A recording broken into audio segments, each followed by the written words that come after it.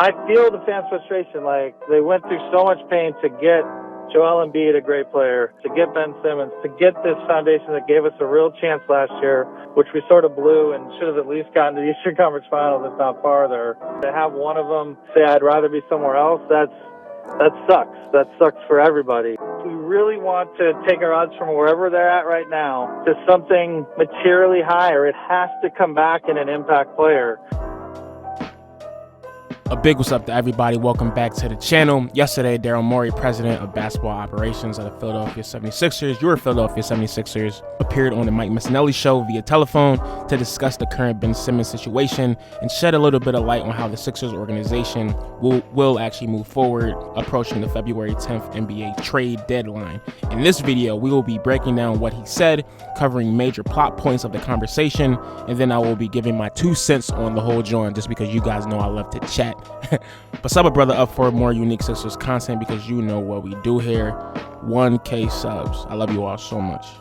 So the call initially started on the topic of Joel Embiid, say that it is possible for Embiid to carry a championship team as currently constructed. He did say that the team does have a solid chance to win a championship right now just because we don't know what can happen with injuries, but he wants a better chance. He would go on to say that the Sixers are a frustrated team going into the actual trade deadline because a lot of their cap is given to a bull who isn't playing right now. And those funds can be used for complementary players to help Joel Embiid win along with the rest of the guys.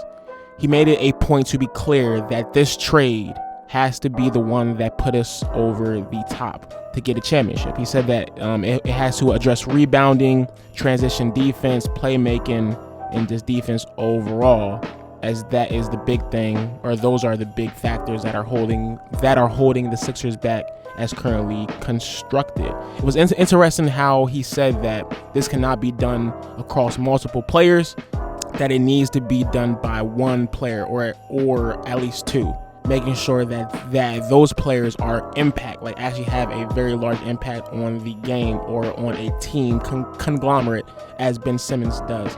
He did bring up, to emphasize his point, he brought up the history of dumb Sixers trades, of how the organization always trades away our superstars and get nothing in return. 76ers fans should know that better than any.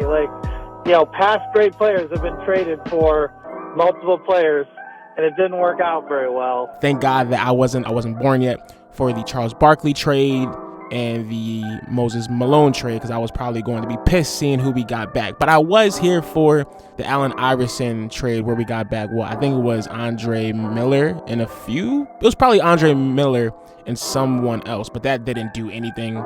We have a history of not being good because we always trade away our star players for nothing. We have to be patient. If you trade one of these great players for multiple, it does not move your championship odds enough to make a difference. Now, a lot of fans believe that this season, with us not trading Ben and still having him on our roster, as Joel Embiid is tearing up the league in MVP fashion, is wasting a season, but Daryl Morey said that he didn't think so. Fans will look at it differently. Fans will go, you burned away a season. Maybe the players you could have gotten would have helped you this year, so how can you expect us to... My point is that our best alternative to doing a trade also burns away the season. If they think we're burning the season away without trading Ben, we are not only burning this season away if we trade Ben for something that makes everyone feel good, we're also burning away all the other future seasons.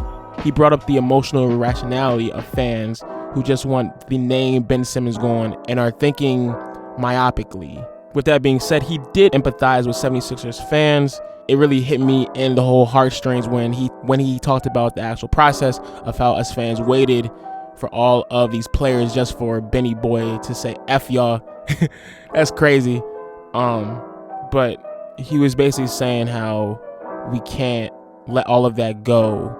Potentially long term, our chance of actually giving Joel Embiid the right pieces or the right piece, just because we are upset, even though he understands and he's upset as well. It was interesting how he brought up all of the quote unquote fake trade rumor news. He specifically talked about a rumor that came from I want to say Ballsack Sports. Like, I can see how, which obviously is not a reputable source. I think we need a lesson back in, middle school understanding primary sources. I don't think Ballsack Sports is a good site to get your information on sports or not. I mean, people were treating that like it was a real thing. I think that was yesterday or 2 days ago. So, I'm imploring people to not get too attached to Ballsack Sports tweets and treat them seriously. Daryl has said that he has talked to all NBA teams on a potential Benjamin Simmons trade, and believe that it will ultimately occur with multiple teams, more than one. He actually probably said more than 3. So it will have to be a big league-altering blockbuster deal, which is going to happen just because Simmons' contract is so large. He also said that he could deal with a top 40 player, or receiving a top 40 player back for Simmons just because of Joel's impact and play this season, which I don't agree with, but we'll talk about that. He also talked about he would be willing to receive draft picks with a Ben Simmons deal, which I also don't agree with, but once again, we will talk about that as the video continues. He also shed some light on Rich Paul, or the conversations that he has had with Rich Paul. He explained that there was increased talks from what they were at the beginning of the season, which Morey thinks is a good thing, even though he says nothing has changed. But Morey is just glad that there is a conversation happening, because he says the first potential way of mending this broken bond, is through conversation. That you can't even begin to create, healing if there is no conversation, which is true in life, not just with Benny 1 Point. He also said that he has been in contact with Ben more, actually speaking to him, hearing the sound of his voice, which is better than, just going through the middleman. Now, all in all, Morey doesn't understand why Ben doesn't want to come back to the team, but he wanted to make it clear that it doesn't matter what he thinks, it is all about what Ben thinks. He still thinks Ben could play basketball in Philadelphia, that even with all the crazy stuff that has happened over the last few months, that Ben could still put on a 76ers uniform, mainly because the roster has a big Ben Simmons hole that only he can fill. Pause. He admitted that there are only 2 options in this situation. Either Ben comes back and that the organization addresses his concerns, or he gets traded.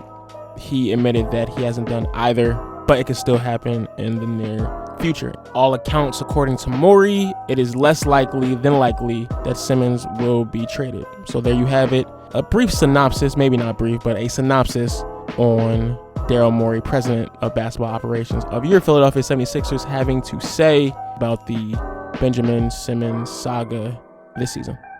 What are my thoughts? That's a good question. Let me answer it.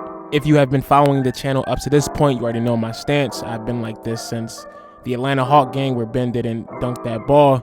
I'm not giving him up just for garbage. Not even garbage. I'm not giving him up for less value that isn't going to help us long term. I'm just not doing it, and I'm glad that Daryl Morey has the same mindset as I do. But in terms of Embiid being able to carry this team to a championship, I don't believe so.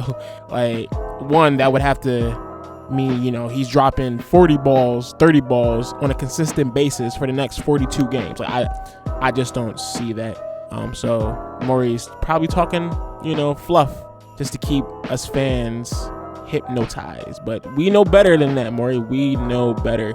Also, he was saying that an actual top 40 player or draft picks. I don't think that's smart, in my opinion. Once again, this is all contingent on Joel Embiid actually playing for the rest of the season. Healthy, not saying that he won't. We're sending him energy, positivity, and good health. But if he does have to go down or sit down, a top 40 player is not carrying. And in terms of draft picks, bro, I'm getting tired of us fans talking about the future. We do not have a future. It's either we get a chip with Joel or bust, bro. These type players do not come around very often. It's just so interesting, or it's so fun going in the comment sections across Instagram and YouTube, looking at all these non-76er fans speaking on, oh, the Sixers need to, like, you know, trade Ben now. Like, Bulls is so pressed over our team. Like, they be like, yo, the best year, like, you know, going to get XYZ player. And I'm like, well, I guess you're not getting Ben Simmons then. Like, the Sixers hold all of the, well, not all, hold most of the leverage in this situation just because they own the contract. Ben isn't going anywhere if they do not get the player who they want. Once again, like I said in my other video, my last video, in fact, there is no guarantee that you know, all of this will work out in the Sixers' favor, regardless of if they get their actual player. But the team has made it clear. They're saying, look, if the ship is sinking because of what you chose to do, Ben, we're taking you down with us, which I think is honestly fair, because there is no way, bro. Like, this man really ruined all this crap over some free throws. But I digress. But let me know what you think in the comment section. How do you feel about Morey's press conference yesterday? Are you on board with keeping Simmons until further notice? And real quick, shout out to Morey for actually being transparent with the fans on this situation. If anything, this man is a public speaking savant. And if his people are listening to me, I would pay to take a Daryl Morey public speaking class, dog. Like, beautiful. Chef's kiss. As always, I want to thank y'all for pulling up and listening to a brother think. Like, comment, share, subscribe with a Sixers fiend if you feel so inclined. My name is Cain, and I will see you next time. Peace.